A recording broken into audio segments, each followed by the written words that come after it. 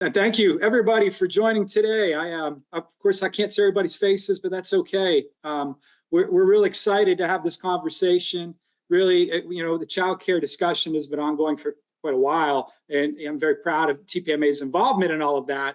So let me just start off by way of an introduction, tell you a little bit about myself and how I got to be involved in this, and then I'm going to turn it over to my panelists, Ali and Daniel, who can introduce themselves and kind of bring you up to speed with their involvement in the work as well. So I'm Brian Nottingham. I'm a senior director with TPMA. I've been with the firm for almost 3 years now. In fact, it's almost 3 years on the dot since I joined TPMA. Prior to coming to TPMA, I actually was the labor market information / business intelligence director for the state of South Carolina's Department of Employment Workforce, which is always a mouthful and it gets exhausting to say it, but my background is in data and research. I worked as an administrator for a workforce board back in Pennsylvania before I came to South Carolina. And really, none of that necessarily lends itself directly to a background with sort of childcare and the challenges and the solutions that come together.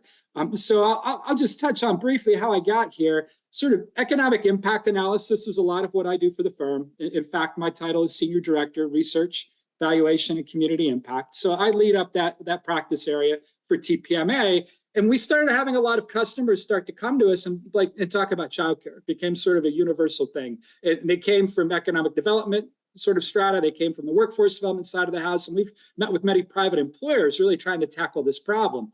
And really it came to the forefront as part of sort of the labor crunch that came out of COVID-19, after the wave of unemployment ended and everybody sort of got back to work, and we've dealt with really astounding job growth, not enough positions to be filled. The workforce landscape became much more competitive, which is kind of a topic for another day, but maybe got slanted a little bit for the first time, perhaps in our generation, towards the employee side of the house. So turnover became a real big issue, turnover and retention.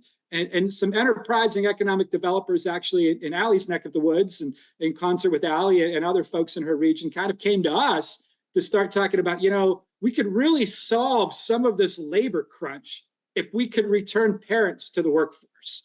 And they wanted to know about what we could do with that. And we kicked some ideas back and forth and had some great conversations. And really, we thought of it as the first step in treating the problem as diagnosis. So how big is the scope of the challenge in your region, which was really where we started. And that was the methodology that I was able to develop through the iteration of several of these projects now to try to identify the population of parents that we've deemed work willing. That is, parents who are not in the workforce, but could be, and in fact would be, if only they had access to affordable childcare. There's a certain percentage of them out there in every community. We're able to draw on sort of national studies, trends that had emerged, and we're able to tie them back to Bureau of Labor Statistics, labor force participation rates, update the model and carry it forward.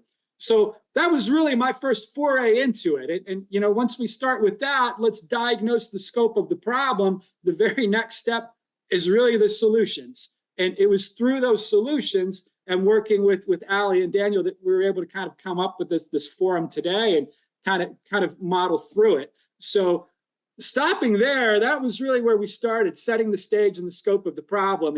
And we're very, very fortunate today to be joined by two folks who are at different points in their journey of solving the problem. So let me start. I'm going to kick it over to Ali. And Ali, if you wouldn't mind telling us a little bit about your background and sort of your relationship with us and how we got to this place today.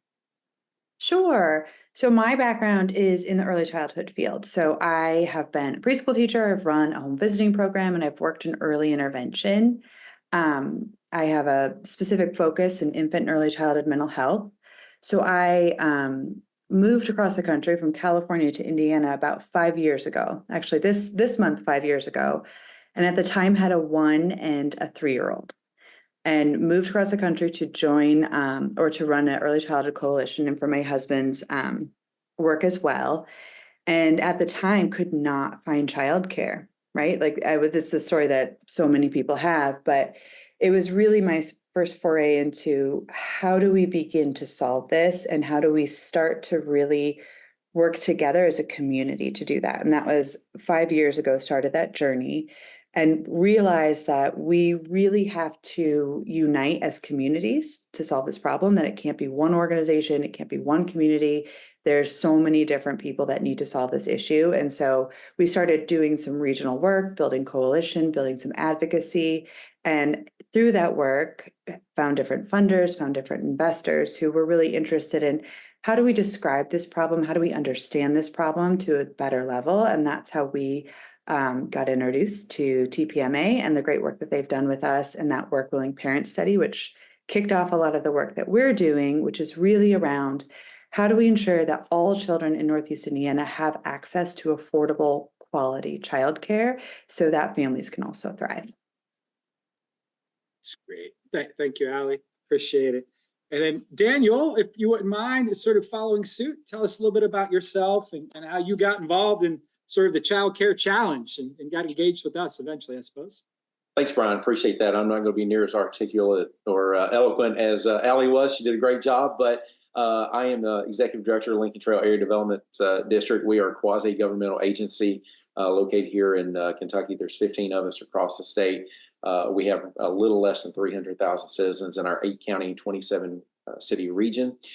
We are responsible for technical reachback expertise for the cities and counties that own us, as well as providing or executing and administering certain workforce programs in our region. And through that lens, we began hearing about the significant struggle and issue with not only hiring, which obviously everyone is experiencing, but diversification, particularly as it relates to attracting more females into the workforce, particularly those with children. So let's face it, we're talking about mothers who understand how to juggle a lot of things. They have a lot of talents that they've had to put on hold for raising their children, and our employers, our stakeholders and partners will tell us, hey, we really want to tap in to this resource because A, we need the numbers, and B, we need that specific talent. And so we began having discussions, and several private sector employers put up the money for us to do a study. And stroke of luck that we came across TPMA, a mutual friend of your all's introduced us, began talking about the great work you've done in childcare, made the connection, helped us quantify that situation, because we knew anecdotally that there was a large number and a large talent pool there that we could absolutely tap into, but we needed expertise in being able to quantify that. We have a unique problem set here in our region in that we are actually leading nationally and to some degree worldwide on economic development right now. We have a new Ford plant coming to our area that's already started hiring about 1,000 employees in, 5,000 employees, $5.8 billion investment. And we have a lot more collective investment that reaches that point. So through your all study, we were able to identify more than 2,000 work-willing parents, which again, predominantly female, that are talents that we want in the workforce that want to come in. That would almost be half of just one of those Ford plants. We're getting 2 Ford plants for employees. So we are excited about the work we're doing and the study that provided us a little bit of a roadmap. That's great. Thank you, Daniel. I appreciate it. So listen, we've got a lot of questions, and I appreciate all of our participants. Everybody submitted a lot of questions ahead of time. So we're going to try to go through as many of them as we can and sort of hit on some of these burning topics. But let me kick this off really with a broad question for both of you. Now, of course, the topic of this forum is employer-sponsored childcare models, but there are some challenges, and this is obviously not the only way that it can be funded. So, Allie, maybe we could start with you. When we start thinking about bringing employers to the table and getting them to sort of buy into the solutions, what type of challenges have you run into in your region, and how have you addressed or mitigated those challenges? Well, I mean, there's so many challenges around this issue. I mean, that's why we're all here. But when I think about this, I think that, the challenges might be first understanding, what is the need? What is the need within that employer's facility, and then how do we get the data that we need as well too? When we talked about the work-willing parents, we talk about capacity, when we talk about how many seats and ratios and auspices and what do families want, it gets to be such a complex challenge that I think, especially when this isn't your bread and butter, that's really difficult and overwhelming. And I think people feel like this is too much, it's too complex, so we're just going to focus in a different area. So I think one of the things is helping employers understand that we can help them through those challenges. We can help them think through those things. We can start small, we can build, that there's lots of different ways to address it, that we can't let the perfect solution be the enemy of let's try some solutions. And I think that's been a lot of where we've really worked with our employers, and then just helping them understand, because we also want our employers to understand that how expensive it is for families, what they're actually spending, why we're asking them to contribute, what it means for a family of four in our state that's making $50,000 doesn't qualify for any sort of assistance. So what kind of costs are they looking at, right? So really helping them understand why families aren't going back to work, and at the same time helping them understand why the costs of childcare are what they are, right? That we're not arguing for a lesser quality of care, right? We want good ratios and high quality care and the best beginnings for children and what that all means. So it's, how do you put that all together without overwhelming people and keeping them engaged is the work that we continue to do on a daily basis. No, that's great, Ali. And I think that's very insightful. It can be overwhelming, and it really cuts across all kinds of things. We start talking about sort of public health. I mean, all of that stuff, access to all the things that sort of help young bodies grow and be healthy, and the studies affiliated with them being enrolled in some sort of center helps forward that. Educational attainment, preparing them for school, which we can trace that all the way out to graduation. So 20 years from now, the economic vitality of a region really ties back to the early learning education. And then, of course, the most immediate, getting people back to work and helping employers fill these jobs and grow the tax base and everything of that nature. So thank you. Very insightful. So Daniel, I would ask sort of a similar version of the same question to you. Sounds like you had a lot of employers start coming to you to say, hey, this is a real problem, and what can we do? And maybe we're ready to maybe put some skin in the game and try to solve this. So could you maybe talk us through maybe the evolution of the employers in your region and how they've thought about childcare, and maybe how that thinking has evolved to bring you to this point where we're finally ready to sort of take a bite out of the pie? Yeah, absolutely. There was a bit of kind of this. What do we do, and how do we approach it? And that's really the first conversations that started happening with the employers. They're saying, "Hey, we've got a critical problem. We really want." Again, we're looking at diversification. We're looking at numbers of employees. We're looking at talent, and this is a subset. We're losing employees that meet all of that criteria. We're looking for ways that we can retain and recruit specifically in this category, but no one is taking the leadership role or giving us any guidance on how to make this work. So we were actually ended up with extra funds to fund this project privately. No agency dollars or tax dollars used to get there. And our first plan of action is, the first step to recovery, so to speak, is to admit there's a problem. And so we knew there was a problem. We just had to quantify how bad it was. And so the study provided that, and then provided benchmarking as to what has been successful nationwide in bringing those solutions for us. And the other piece of that was, we've really tried to move over the years without that quantitative information with legislators. Like, we need X, Y, Z to help implement early childhood learning, childcare, so we can get people back into to the workforce that want to be there, and again, take advantage of those talents. And they kept asking for, give us the ROI. What does this look like? And no one could give them that. Well, now out of 120 counties here in Kentucky, our 8-county region, 27 cities, we now have that quantifiable data. Over $200 million in gross regional product, that if we can get all 2,000 plus of those willing parents back into the workforce, that's huge. That's about $125 million in annual salaries that goes back into the economy.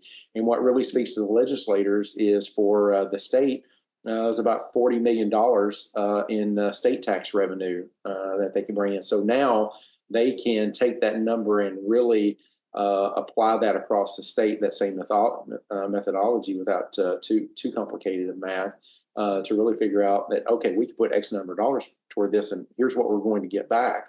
So it has really become a significant soundbite and argument that we have. And we established a 20-member task force for this, one member being a legislator that has spearheaded almost all of the child care legislation through our state legislature. And this has given her the tools, because her leadership told her, if you can bring back the quantitative data and the ROI, we will continue to apply money and build these programs. And now she has that. So we expect some real traction out of this over the next 12 months. That's great, Daniel. I appreciate it. We've got some questions in the chat, and I have this on the list a little bit later on, but I think now is probably a good time to circle back to it. So when we start talking about, the risks that might be affiliated with these employer child care models, and I think this segues into what role the state might play for this as well.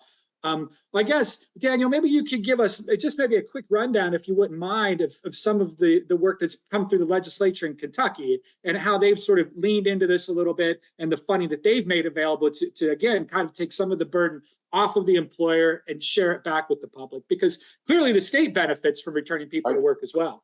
Absolutely, which is a key talking point in all of this. So it's Michigan that has done a lot of great work on this front, and we're using a lot of those lessons learned, and really started the Kentucky Child Care Assistance Program. KCAP is what we call it here. It's really only tens of millions that we're talking about that have been applied to that fund, but it allows the model that really has been again promulgated in Michigan is the employer carries a third of the cost, the state carries a third of the cost, and the employee carries a third of the cost. And where that money has been expended very quickly in the state, and that has really gained a lot of popularity, and we anticipate great expansion of that. Now, that's obviously one solution that is being provided. We are also looking at our task force next month. We'll be meeting with a national child care provider to try to attract them to the region, possibly through a public-private partnership to where land is donated or something of that nature to build capacity. Wonder School, if you're not familiar with them, you can look at them. We're looking at conducting a possible pilot program that is state funded for them to build in-home capacity. So they think of a franchise model without the franchising. They help provide the technical expertise in back of the house for a monthly fee. And they also recruit for in-home care providers. So we're looking at that. So we're really looking at that three-legged stool of solutions. And employers are also talking about providing a menu of benefits as well. All right, if you don't need health care, maybe you take child care benefits as an example, kind of a cafeteria plan. So we're seeing a move to that through this work as well. That's great. That's great. Thank you, Daniel. So, Ali, I think this probably segues well into the work that you've done, and you're to the point where you're on the verge of piloting. You're ready to rock and roll with some of this. Can you tell us a little bit about your program and again, with an eye towards maybe the funding and how you've got state buy-in and why it all matters and what we're going to do with it in the end, I guess. Right. So in our state, we have to approach it a little differently because we all work a little differently. And we're also looking to Michigan and their tri-share model as our first step in how do we help more families afford care, while at the same time recognizing that we really need to help childcare providers, because we know that childcare providers are struggling with staffing like so much, right? And how much that impacts our capacity. Because if you can't hire people to watch the children, then you're not going to have childcare, right? And this can't be in the bottom 2% of careers anymore. This career is too important. So how do we fix that and how do we address that? And so we're piloting a tri-share plus model, the plus being the shared services, that part of the childcare aspect of how do we support our childcare providers? How do we offer them those shared services like the bookkeeping, like the payroll, like the waitlist management, all of those pieces so that we can help take pressure, reduce costs, increase revenues. And also, as we are signing them up for TriShare, how do we ensure that are we setting costs where they need to be, and are we understanding true cost of care in our region, so that we actually have sustainable childcare? Because I think we're asking a whole lot of childcare providers right now. So we have funding from the legislature through a regional initiative of the Strategic Development Commission. And we had been working for the past 2.5 years to really work county by county to build support, to work across economic development, county and city government, our nonprofits, our childcare, our school districts. Really, we know this impacts everyone. So we invited everyone to the table and kept having these conversations and really kept building supporters and allies so that we could launch our program regionally. We actually had this program launched within one rural county and found that the county commissioners gave money to do it, which was incredible, but found that it was really difficult to do within one community because we had so many crossover families, right, who maybe lived in a different county but worked in their county, or vice versa. And so we really knew that that regional approach was important. And as we took this to the legislature in 2023, we're told, we're interested, but we need to see the data and we need to see how this is going to impact the community. So our region said, okay, let's make it happen. And so we got the money for a regional pilot, which we then know that it needs state funding down the line, and that our employers are integral parts of that, right? And our employers are so integral to the advocacy of creating solutions that will last. So I think that answered the question. I'm not. Yeah, no, it's fantastic. I'm really curious, and maybe I could probe a little bit with a follow-up. Can you tell us a little bit about sort of the life cycle of the coalition, how it came together, and how you were able to kind of get it to this point? Because again, we had questions, of course, submitted ahead of time. You touched on it, some of the rural challenges as well. And I think your coalition is a great example of how you come together to address some of that. Well, when I was serving a single county, and it's the second or third largest, and I always give myself a little bit of an out. I'm a new Hoosier, so if you're from Indiana, forgive me. There's just no way we could do it on our own, right? And that we were going to have a stronger voice in the state house.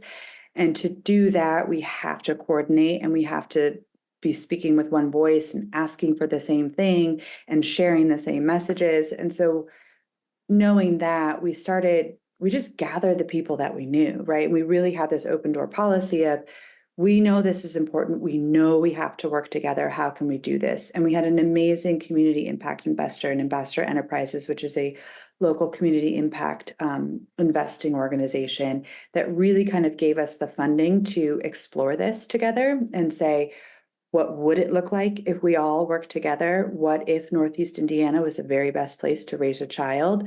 How could we make that happen? And we just started asking ourselves the questions. We knew the problems. We didn't need to talk about them anymore. And we were really used to coming into rooms and talking about the fact that there weren't enough seats. It was too expensive. And all the other challenges that come with it.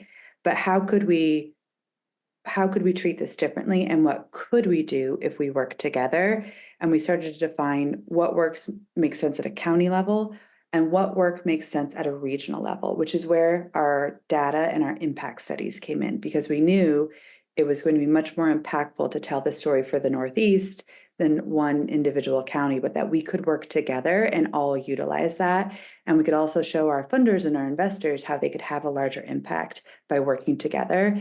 And now that we're doing this, we've done this way, we're like, well, how can we keep reaching out to those working around the state? Because we know that policy impacts us all across the state, and how do we work together to do that?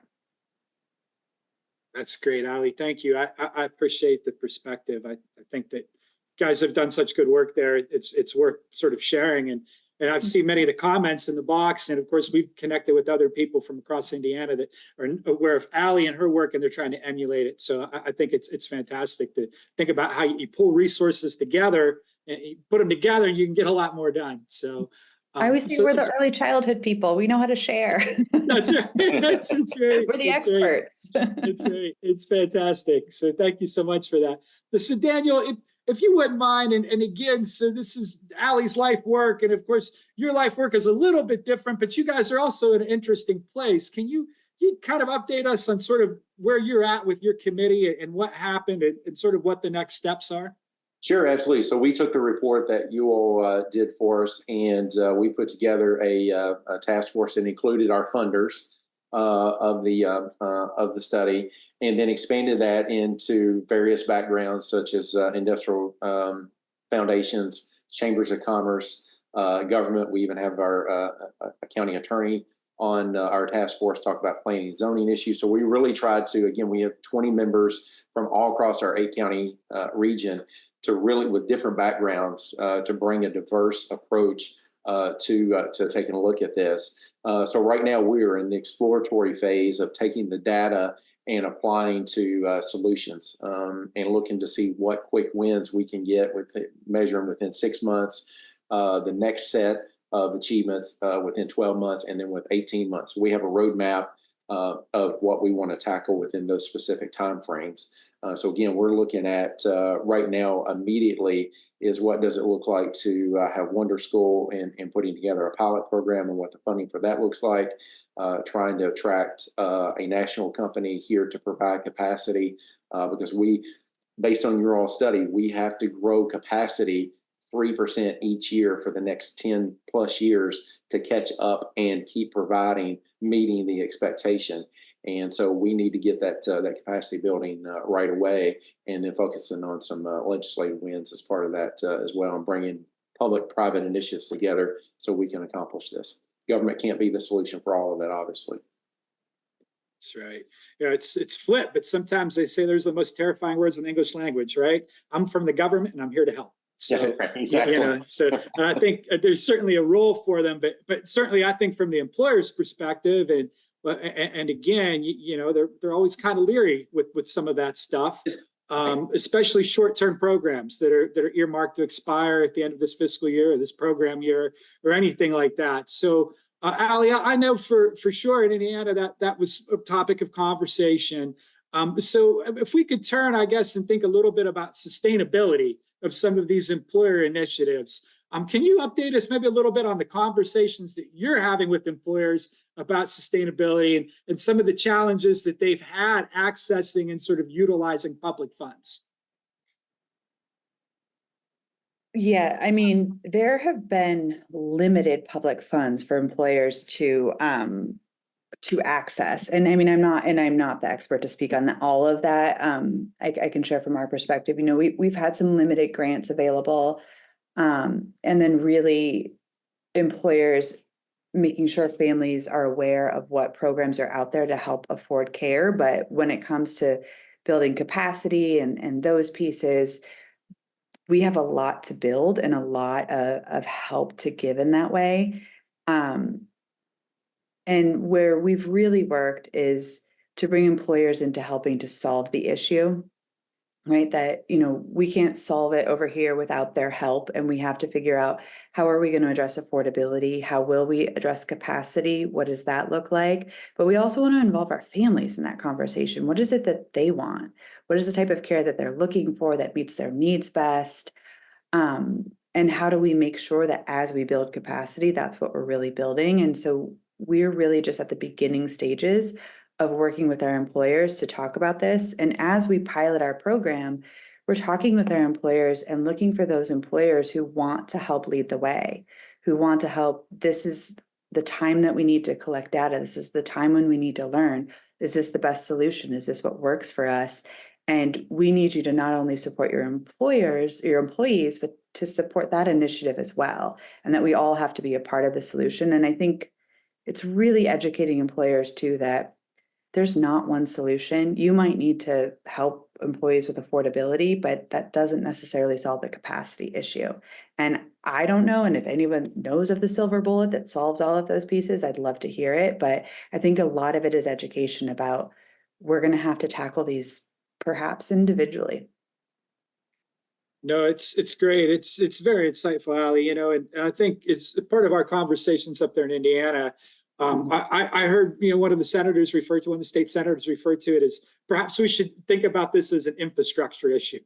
Like we need to maybe pivot on our thinking. And again, he's saying we, speaking for the government, much Right. like it's up to the government to provide roads and rail transportation and bridge maintenance, and of course private employers pay into some of that as well. But nonetheless, that's the cost of doing business in a state.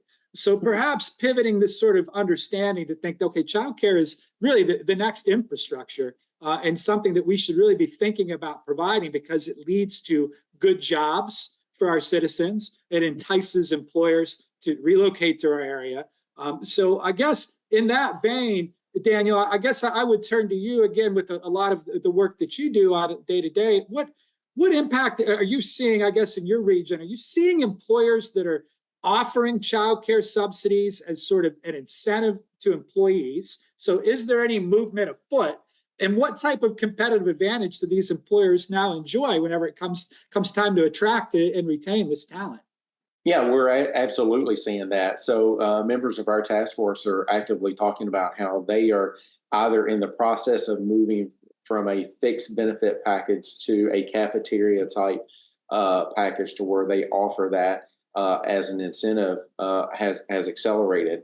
And we're having conversations with more and more companies through our contacts with chambers and industrial foundations about that piece of it. Obviously, they're concerned about the overall cost, such as comparatively to healthcare, et cetera, and how costly it can get in offering that one benefit, particularly with inflation costs where they're at. So obviously, from their standpoint, they are still very concerned and high on the shared costs, the 1/3 approach, and still promoting it. But we're seeing, particularly in healthcare, Baptist Health, which is a large regional healthcare company here, they are moving toward that cafeteria business plan and really leading the state in providing that as a benefit. Where if someone doesn't need, again, healthcare, they can select childcare or forego retirement for a while for childcare, whatever their ideal situation may be at that time. And they're seeing a leg up in recruitment as a result of that. So that's catching on with some of our other employers who are starting to do the same. Yeah.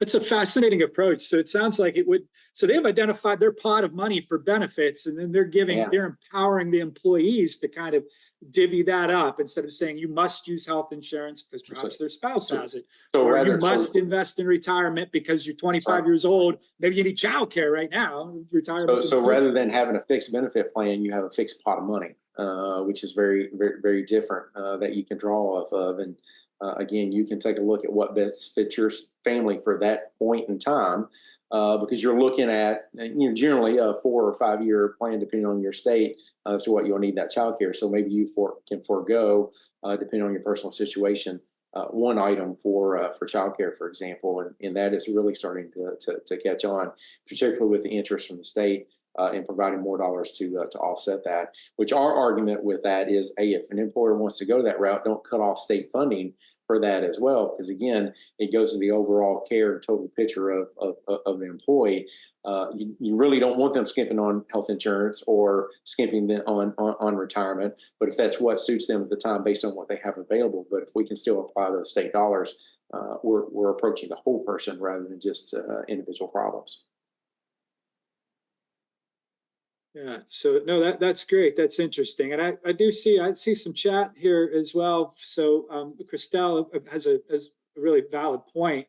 That perhaps folks need all three. So I guess my question, if I have one, really is this perhaps the best approach? Are there certain drawbacks, but both for the employees and the employers, that we should maybe at least be cognizant of and try to address as we move through it? And I guess I would open that up to either of you. Please go ahead. Yeah, absolutely. And that is absolutely a great question and a great concern. And I'll give an example. My wife is president of a local bank here, and she lost one of her key employees, up and coming leader, because she had a child, couldn't find childcare, and had to stay home and take care of her child. And she was at an absolute loss. Now, she was fortunate enough that she had a husband that was self-employed and could somewhat cover the wages. But again, it highlights the overall problem of the talent that we're losing, and careers are having to be put on hold for that. But it also goes to, they needed all three as well, but they had to give up retirement in order to get some security. And they identified their priority was taking care of their child. Not everyone has that luxury.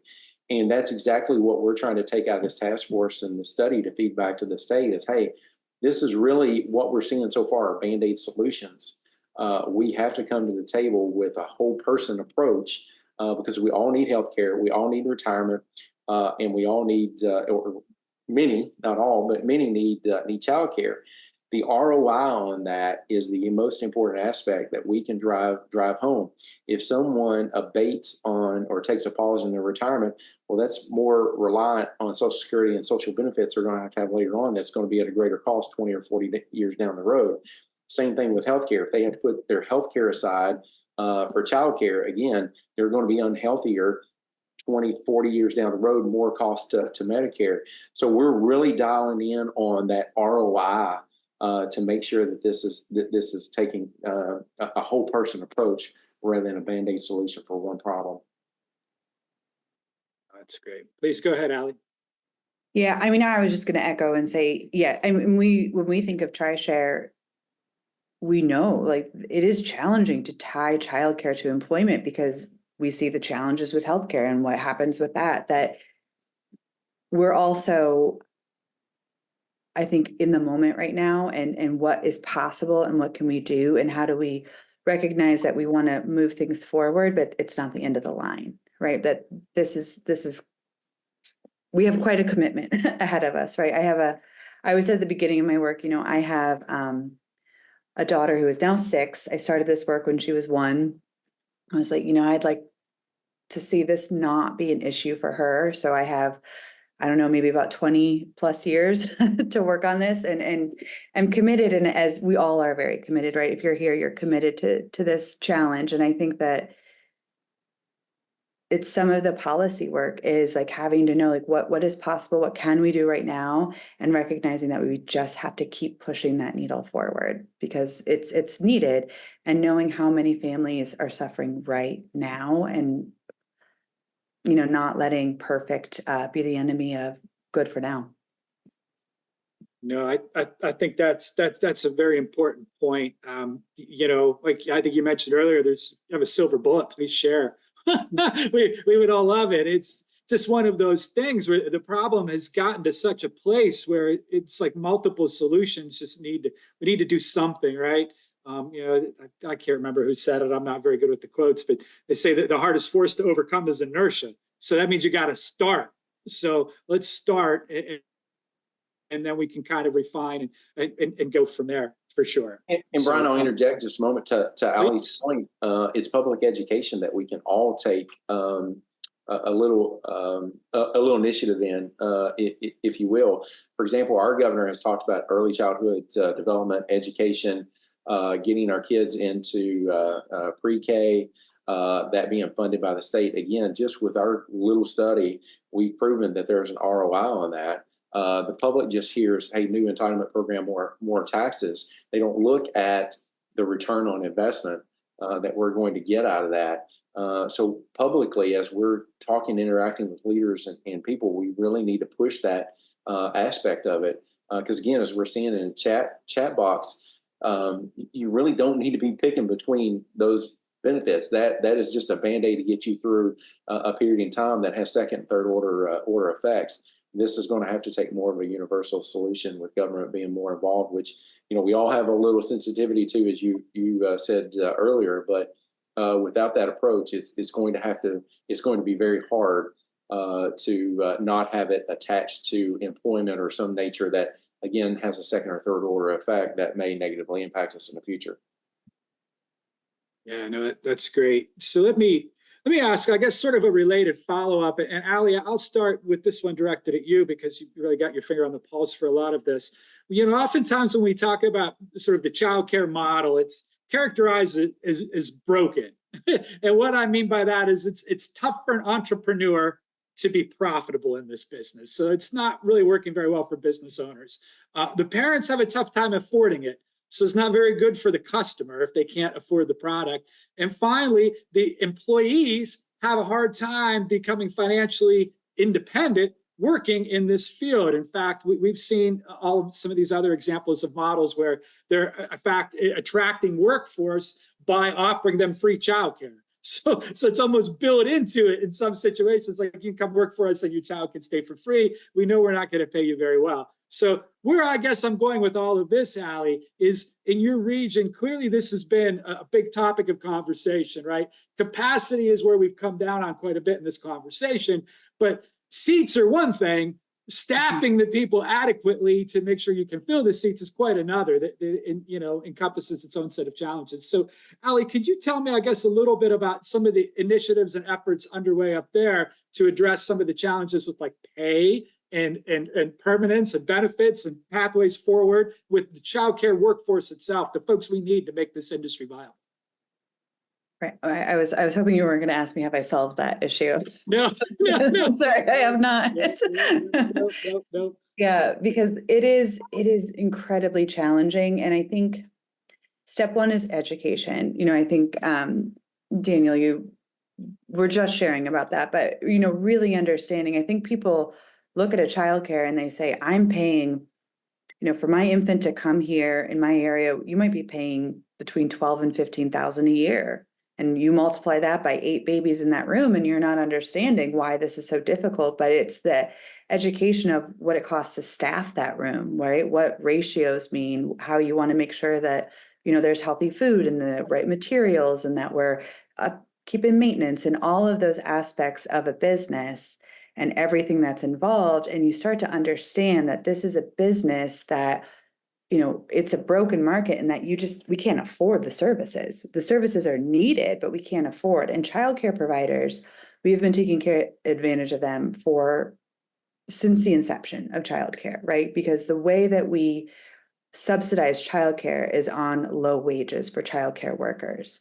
And so we are coming to the point where we just cannot staff rooms. So when we talk about capacity, I oftentimes will tell people, be very careful before you consider building a center, because you have to first know if you can staff it, and that there's much more to this childcare challenge than just raising capital to build something, right? We have to think about the sustainability and what we're willing to invest in the sustainability, so we are working with our childcare providers to really help understand what are those costs of care. So our shared service model is, where can we help reduce those costs? But there's only so much you can reduce costs.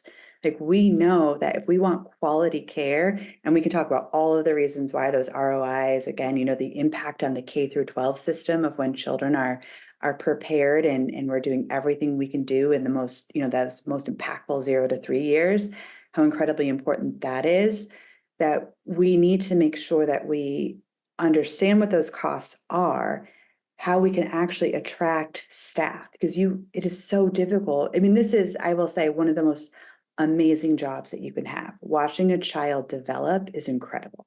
I love that, but we have to make it a career that people can afford to do. I had to leave that because I couldn't afford a family, and I miss that, and I wish that wasn't the case, but that is the case for many families. And how do we start to change that mindset? And so a lot of it is education. We have to understand how incredibly important. It's more than just babysitting. It's not daycare. What's happening is education, that caring for children and those, precious years are so important, and the ROI and the impacts that has. And we have to help our childcare providers for how can we, we want to make sure that the care that we have is community-based. We want to make sure that we have people that really have our community and our family's best interests at heart. And so how do we build up our childcare providers? How do we create more operators? And how do we convey what that cost of care looks like and why we need that investment, right? And so TriShare is part of that. We hope to reduce costs for families, but it's also about making sure that we can have sustainable care and then reduce from there, because we can't, if we go with where we are right now, we have the same issues. And so that's why we really wanted to pair those pieces together. And a lot of that is education that needs to get out more. No, that's great. Thank you. I appreciate that answer. And, you know, we've got some questions, of course, that were submitted ahead of time about working with workforce development and things of that nature. And I think that's sort of a fantastic place to start. But clearly, for those on the call that are attached to, you know, workforce development boards, they're probably familiar with the idea of sort of in-demand occupations and funding that might be available for training and certifications. Almost always that is tied to the job providing family-sustaining income, which is defined at the local region. But that can be challenging for this. Although this is an in-demand occupation, it's really difficult sometimes on the back end to sort of justify investment in something that's going to end up paying, you know, in the mid-teens, maybe in some situations, less if it's depending on the locale. So it's an interesting topic for sure, but I think you're onto it, Allie. We sort of the education, what's involved. And again, I think of these folks as it's akin to elementary teachers. They need the same sort of credentialing and the same sort of experience and the same sort of understanding of childhood development. This is not my area of expertise, clearly, but on the flip side, they need to be paid the same too. And I think that coming through with some model to do that is would be very, very, very beneficial to help reduce turnover for sure. So that's good. That's good. So Daniel, so let me pivot back to you. If I can, and we've referenced sort of your legislature a couple of times here, but as we sort of go wrap up towards the end of our discussion here, what do you think that the state leaders can do now, next week, and in the future to sort of support these type of initiatives and see the childcare capacity grow in your region? I think what they're doing now and listening and learning, because again, we're more early into the process than other states, and what they've provided so far is a pretty small amount of money in terms of funding toward the shared program, and then we want to branch out and look at opportunities again to provide a pilot program through Wonder School to see what it looks like in expanding in-home care.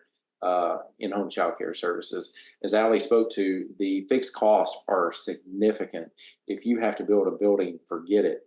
You're particularly in this real estate climate, cost climate, et cetera. And that's before you ever get to staffing, which is another excellent point.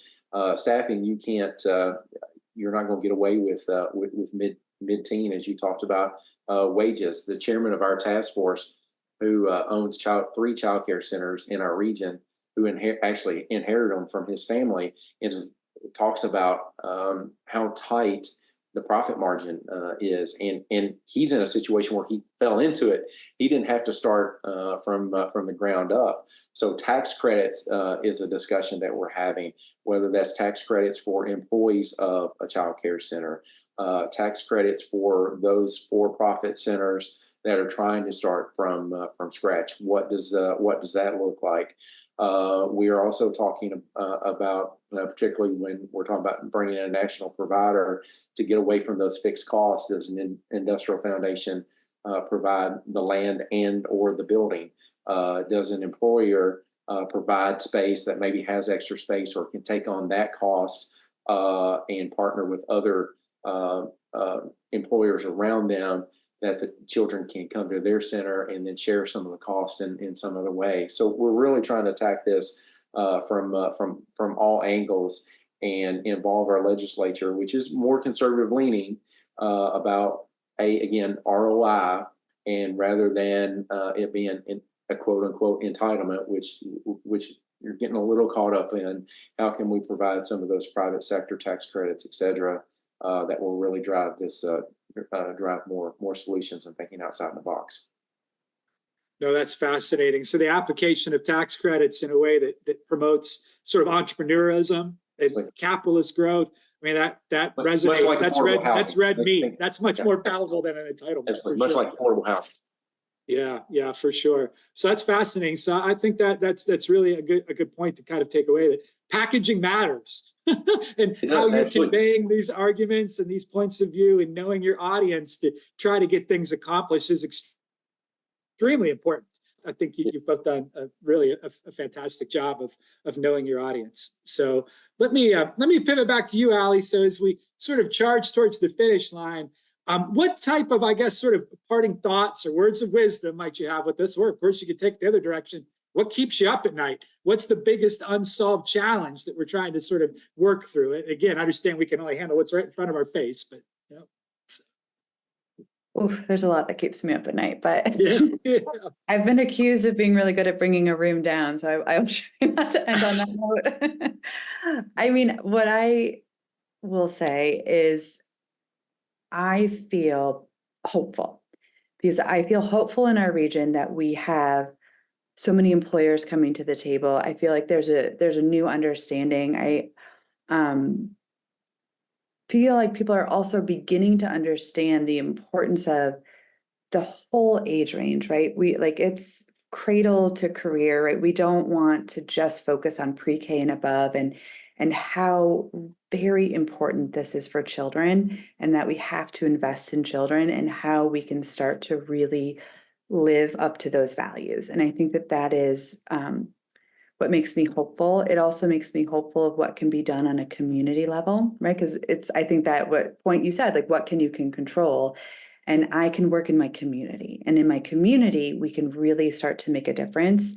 So we don't always have the best success when we go outside of our community, but our community is the one that's really brought the funding in and really understands. And how do we make sure that regardless of what's happening at a federal or a state level, we keep help and support steady for our families and our childcare providers is, I don't know, it's an approach I've never really done before, and seeing that work and seeing how everybody can come together makes me hopeful. And I think that then being able to connect and then being able to spread that message through a very grassroots way, I think is very important. Because I mean, I would love to see things happening at a federal level that would make all of this much easier, but there's the reality of where we are and what can we do in the meantime and how can we just keep that commitment and that energy moving forward. And I think I've felt more hopeful in the last few years than I have in a very long time. Well, that's encouraging. Thank you, Ali. And I would echo some of that. And again, it was overshadowed by other aspects of the debate, but it was a question at the presidential debate about childcare. So neither one of them provided satisfactory answers, I didn't think, but now I'm sharing my opinion. But nonetheless, it's risen to that level where it's starting to, at least maybe we're approaching a tipping point where we start understanding that we all have sort of a role in this, whether we have kids that require childcare at the moment or not. It's so anyhow, it's I think cause for at least some timid sort of celebration that here we are, at least now is getting sort of recognized and we're able to move the conversation forward. So Daniel, I would turn to you, and again, understanding your perspective as well, but what keeps you up at night about childcare, and perhaps maybe what are your optimistic sort of thoughts for the future, and where do we go from here? Yeah, I think what gets lost in this debate, honestly, are the kids. And I don't mean to sound like a politician in this regard, but what they're losing out by not having this opportunity. So you fast forward, you talk about it from an employer perspective. Hey, I don't have soft skills. I have people that don't have social skills, et cetera, et cetera. It all goes back to early childhood learning. And I'm no expert in it, but it all starts early, and we have to seize those opportunities. And again, that ties back to the ROI that you're going to gain for this on the background, on the back end.